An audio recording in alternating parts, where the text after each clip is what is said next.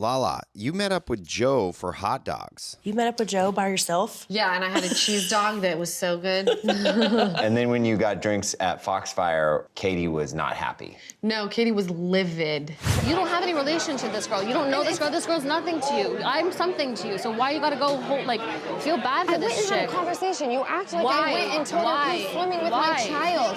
Listen, we all have every right to feel however we want to feel. Just like I have the right to not care how you feel, because I have been a dog in everyone's fight where I go, I'm like a dog with rabies for all these bitches, and not once has it ever been reciprocated. So now I'm just gonna do whatever the I want, and your beef is your beef. I'm not inheriting it. I'm good. If you wanna harbor it, I hope that serves you well, but you're not gonna project onto me. You're certainly not gonna say that I'm not loyal, because I am loyal. Just because I go get a cheese dog with this bitch doesn't mean she's gonna come to family dinners with me. I mean, come on. What? Why are you laughing? You just cracked me up. Lala, you told Katie you were talking to Jo because you are embracing the softer side. Schwartz gave her my name to reach out because I'm in a soft... Because I'm soft right now, Katie. That's wonderful that you're being that way, but you're not being that way with people who you've been with me or with Ariana, you've been quite the opposite.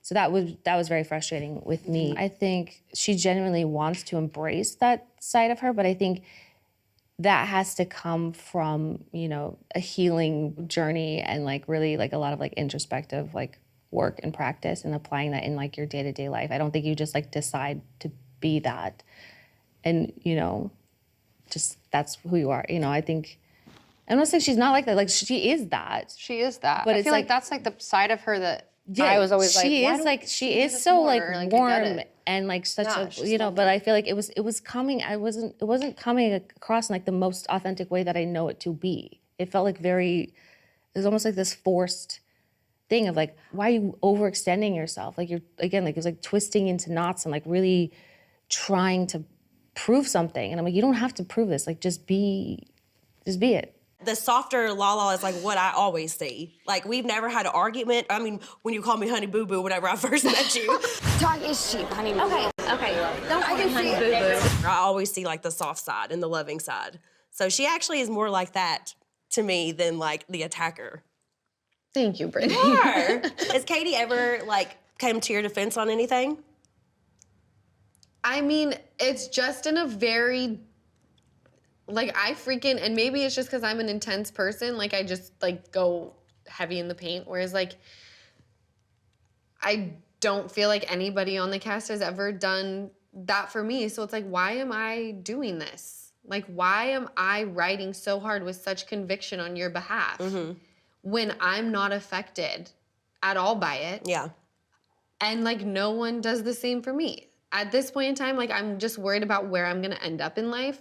So I can't worry about your issues with Jo. I'm focused on getting a sperm donor right now. Yeah. Thank you. It's always better to be the nicer person, if you ask me. Well, yeah, absolutely. And Jo doesn't affect my life that much, right? If the girl wants to come around and just make sure that she can come around with Schwartz and not be bullied, and I can ensure her of that, I'm gonna go do that. It doesn't mean that we're gonna go get cocktails every Friday night. She ain't my wing woman. Just beyond. What was your relationship with Jo last year? Man, I don't know. I've said this so many. She just came into my life kind of like a bat out of heaven. By the way, it's not like I was hiding this from people. Yeah, how dare you hoard a secret? Hoard a secret. It just felt right, but at the same time, it felt like it maybe had a limited shelf life. It was supernova or something, right? Yeah. Burning bright. Like a red giant. I always felt like Jo was in love with Schwartz, 100%. And then Schwartz would just call her after a bottle of good loving on a Tuesday night. Good loving. At 2:01 a.m. text comes through. Hey, where you at? God. It's kind of up to say, but I feel like Schwartz was leading her on when he would be drunk and stuff. Just dangling along, keeping the relationship going, but not really, we're friends. I know, I kind of just want to bang, Keep it in limbo. He likes limbo. He likes confusion. Confusion is key, is his camouflage to get over his Schwartz wants to still be able to make out with girls that he meets at See You Next Tuesday. Let's be real. I think the kids refer to it as breadcrumbing. How much did he give her? Because she was around. I mean, it reminds me of like before you guys got like engaged and married, when he was kind of, I mean, I don't know, just giving you the ring on a string. Putting a ring on a but don't think too much about it. Putting it around my neck saying I love It's you. not a string, it's a gold I'm necklace. committed to you is not really what a girl pushing 30 wants to hear. Breadcrumbing is far more toxic than that. Because I mean, I was still in a relationship with him. Well, He yeah, just- I mean, you he guys was, were. He was just being like, whatever about it. Like, breadcrumbing is where like you literally are just keeping someone hanging by a thread. With Joe, he might be. With me, no. Yeah. Ring on a string is not. But it was like So what maybe a you- little bit. Maybe a little bit, because it was like what you wanted at that point was like a bit like a solid commitment, like for the Yeah. future. And he was like, let me just You give could her like the just bare minimum. Just enough to keep you hanging Yeah, on, but just but there's a little bit. promise of something. Eventually, you and Tom Sandoval are probably the only people who have ever flown to North Florida to see Tom Schwartz's family. Yeah. And now Joe is the third person. And if you're sitting there and you're Joe, and you're probably thinking too, like the only other girl that's ever done this is his ex-wife, why wouldn't you think that that's your boyfriend? I would think that. That's the Adam would do with me. Yeah. Literally, like, brought me home to meet the fam for his brother's surprise Right. birthday party. But everyone there thought we were dating, but he's like, no, we're not. And then asked me, and I'm like, ask your brother, ask your nephew, ask your son.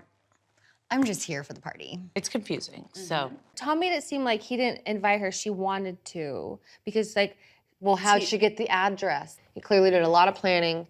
He clearly did a lot of. Not that much planning to book a flight and just go. Well, he needs her first name, her last name, her date of birth. She can't book her own plane ticket? Well, then she. I don't listen. I don't know. I don't know how it went down, but I haven't gotten that deep into it. But it does listen, seem. I've thought a guy was whatever with me for a lot less than going home. So, but that's another story. I was concerned because of the amount of like emotion that I could get from her.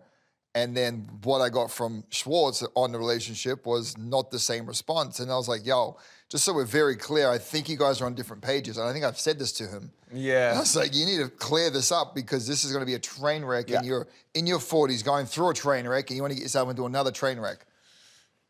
Yeah. Yeah. I felt like her emotions were all in, 100%. She Like was she in. would get very emotional, like out in public, you know, about the relationship and stuff. Like, yeah. I felt bad. I honestly felt bad for her. Do you think you were breadcrumbing Joe? We always kept a clear line of communication. If it wasn't for that, I would probably say guilty as charged. The summer before was just different because it was like kind of fiery and like passionate and fun and crazy. But like by the time, you know, we had cameras up and we were filming that, it kind of had, it just wasn't the same. It had sort of fizzled out. Yeah. I'm just trying to imagine you being fiery and passionate right now. Because I look so low energy. I get there sometimes. Let's talk about singles night. I was thoroughly annoyed. I knew that Joe still had feelings for Schwartz. She's touching him, she's rubbing his back, she's running her hands through his hair. Josina, that's not gonna get him girls. I knew that she would like subtly try to like mark him as hers. You keep that accent. You gave her the hat? Yeah. Oh no, you don't have another one. I got a bunch of my storage unit, like 70. Oh good. It was obvious like this was gonna be the thing that like takes over the night. What in tarnation? I'm heading out. Listen, I had no expectations from a single night. Like, I'm No, not I a singles know. night guy. I'm never gonna go to never say never. Maybe 1 in a million times I would go to a singles night and meet somebody that I dig. She kind of invited herself, but also at that point, we had talks about like, we had kind of informally moved on, and I thought she had said like, at that point, she was like, she had gone on like dates with other dudes and stuff, and I was chilling.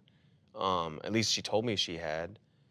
Like 2 dates, and I thought we were on the same page by that point, you know? But also, my memory's trash, so. And she asked you, are you embarrassed by me? Are you embarrassed by me? No, not at all, Joseph, my God. Maybe we need to not hang out as much. or at all. I wasn't embarrassed by her. By that point, I had made up my mind definitively that I did not want to be in a relationship with Jo. Do you think you were looking for something like right after Katie, just looking to get into something to have a little fun? Because you were in a relationship for so long, and it just felt like, well, this is easy. Yeah. We're friends already. Well, I don't want to relegate her to a rebound girl, because I don't think she was. Not rebound, we became but really like close friends too. Like it wasn't just like an occasional hookup buddy. Like we were super tight, but I still was so f***ing fond of her. So I was trying to as a friend. I was trying to navigate. It's a tough position, because when someone digs you, and you still want to maintain a close friendship, but you are ready to move on. I don't know if it's realistic or healthy. What's your relationship with Jo today? Guys taking any swan trips together? And I have a turtle, and I walk it on a leash. Yeah. And I'm walking over like a sewer. Yeah, the little sewer grate. It just falls in.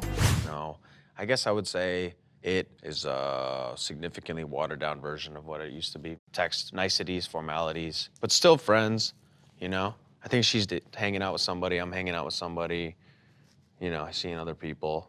But yeah, we're super cool. There's definitely no bad blood or hard feelings, but yeah, man, I don't regret it. It was super fun. I think we really enriched each other's lives for that stretch.